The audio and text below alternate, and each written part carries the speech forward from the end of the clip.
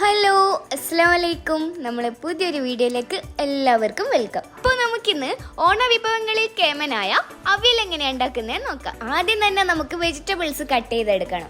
Vegetable cut ചെയ്യുന്ന സമയത്ത് ഇതേപോലെ നീളത്തിൽ വേണം കട്ട് ചെയ്തെടുക്കാൻ. വെജിറ്റബിൾസ് ഓരോന്നായി ഞാൻ പറഞ്ഞുതരാം. ആദ്യം നമുക്ക് തേങ്ങേൻ്റെ അരപ്പ് എങ്ങനെയാണ് എടുക്കേണ്ടതെന്ന് നോക്കാം. അപ്പോൾ ആദ്യം തന്നെ 1 കപ്പ് തേങ്ങ മിക്സിൻ്റെ ജാറിലേക്ക് ഇട്ട് കൊടുക്കാം. അടുത്തതായിട്ട് നമുക്ക് ചെറിയുള്ളി ആഡ് ചെയ്ത് കൊടുക്കണം.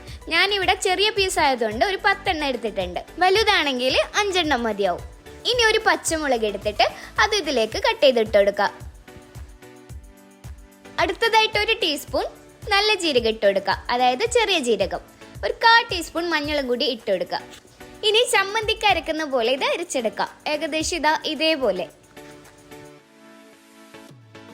ഇനി നമ്മൾ അവിയൽ ഉണ്ടാക്കാൻ പോകുന്ന ചട്ടിയിലേക്ക് ഓരോരോ വെജിറ്റബിൾസ് ആയിട്ട് ഇങ്ങനെ ഇട്ട് കൊടുക്കണം. ആദ്യം തന്നെ ചേന ഇട്ട് കൊടുക്കുക. അടുത്തതായിട്ട് ക്യാരറ്റ് ഇട്ട് കൊടുക്കുക. പിന്നെ കുമ്പളങ്ങയും വെള്ളരിക്കയും കൂടിയും കട്ട് ചെയ്തത് ഇട്ട് കൊടുക്കുക. അടുത്തതായിട്ട് പച്ചക്കായ്,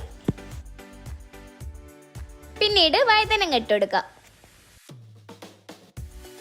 പിന്നെ നിങ്ങളുടെ കയ്യിൽ പയറോ ബീൻസോ എന്താന്ന് വെച്ചാൽ അത് ആഡ് ചെയ്ത് കൊടുക്കാം. ഞാനിവിടെ ബീൻസ് ആണ് ഇട്ട് കൊടുക്കുന്നത്. പിന്നെ നമ്മുടെ അവിയലിൻ്റെ അകത്ത് ഒഴിച്ചുകൂടാൻ പറ്റാത്ത ഐറ്റമാണ് നമ്മുടെ മുരിങ്ങക്കായ്, അതും കൂടി ഇട്ട് കൊടുക്കുക. ശേഷം നിങ്ങളുടെ എരിവിനനുസരിച്ചിട്ടുള്ള പച്ചമുളക്, ഞാനിവിടെ 3 പച്ചമുളക് ഇതേപോലെ നടുവേ കീറിയിട്ട് ഇട്ട് കൊടുക്കുന്നുണ്ട്. അടുത്തതായിട്ട് 1 പിടി കറിവേപ്പില കൂടി ആഡ് ചെയ്ത് കൊടുക്കുക. ഇതാണ് നമ്മുടെ വെജിറ്റബിൾസ്. ഇനി 1 ടീസ്പൂൺ മഞ്ഞൾപ്പൊടിയും 1 ടീസ്പൂൺ ഉപ്പും കൂടി ഇതിലേക്ക് ഇട്ട് കൊടുക്കുക. ശേഷം ഇതൊക്കെ കൂടി ഒന്ന് മിക്സ് ചെയ്തെടുക്കുക.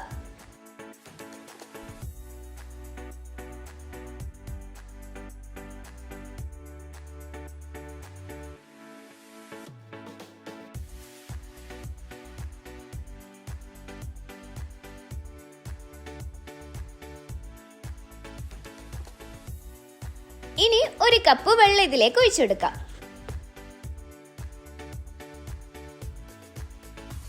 വെള്ളം ഒഴിച്ചതിന് ശേഷം നമുക്കിത് ഇളക്കേണ്ടത് ആവശ്യമില്ല. ഇനി നമുക്കിത് അടുപ്പിൽ വെച്ചിട്ട് വേവിച്ചെടുക്കാം. വെള്ളം തിളച്ച് വരുന്നത് വരെ ഹൈ ഫ്ലെയിമിലും പിന്നീട് മീഡിയം ഫ്ലെയിമിലും ആക്കിയിട്ട് വേവിച്ചെടുക്കാം.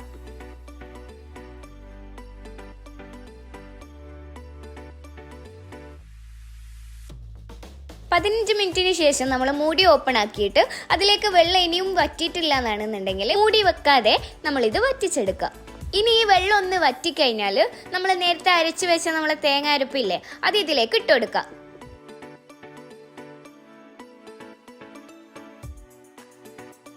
അടുത്തതായിട്ട് ഇത് നന്നായിട്ട് മിക്സ് ചെയ്തെടുക്കുക. മിക്സ് ചെയ്തെടുക്കുന്ന സമയത്ത് നമ്മൾ വെജിറ്റബിൾസ് പൊട്ടിപ്പോവാത്ത രീതിയിൽ ഇതേപോലെ മെല്ലെ മെല്ലെ മിക്സ് ചെയ്തെടുക്കുക.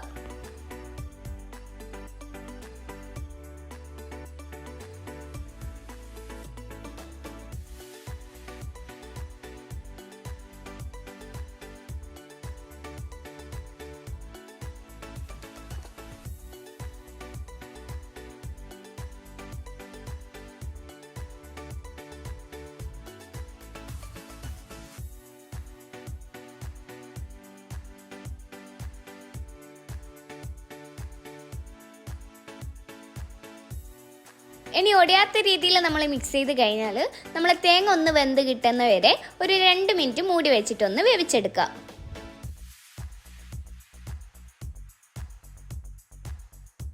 ഒന്നുകൂടി നന്നായിട്ടൊന്ന് മിക്സ് ചെയ്തെടുക്കുക.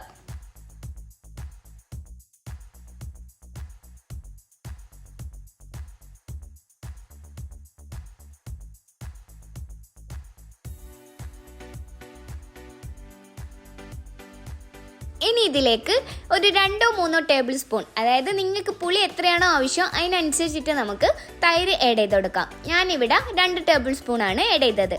ഇനി ഇതും കൂടി നന്നായിട്ടൊന്ന് മിക്സ് ചെയ്തെടുക്കുക.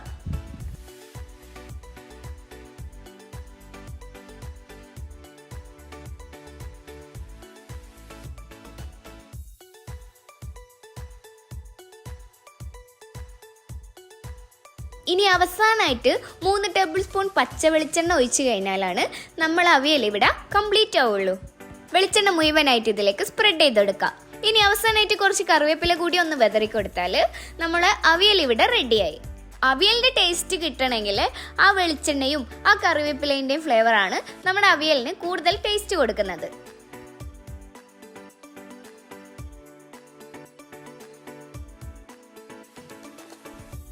ഇനിയിപ്പോൾ ഇതിലേക്ക് തൈര് ആഡ് ചെയ്യാൻ താല്പര്യമില്ലാത്തവരാണെന്നുണ്ടെങ്കിൽ നമ്മൾ വെജിറ്റബിൾസ് കട്ട് ചെയ്യുന്ന സമയത്ത് കുറച്ച് തക്കാളി കൂടി ആഡ് ചെയ്തെടുത്തിട്ട് വെജിറ്റബിൾസ് വേവിക്കുന്ന സമയത്ത് തന്നെ അതും വേവിച്ചെടുത്താൽ ആ പുളി നമുക്ക്, അതായത് നമ്മളെ തക്കാളിൻ്റെ പുളി നമുക്ക് കിട്ടും. അല്ലെങ്കിൽ മറ്റൊരു ഓപ്ഷൻ എന്താണെന്ന് വെച്ചാൽ പച്ചമാങ്ങ, നല്ല പുളിയുള്ള പച്ചമാങ്ങ കട്ട് ചെയ്തിട്ടെടുത്താലും മതി.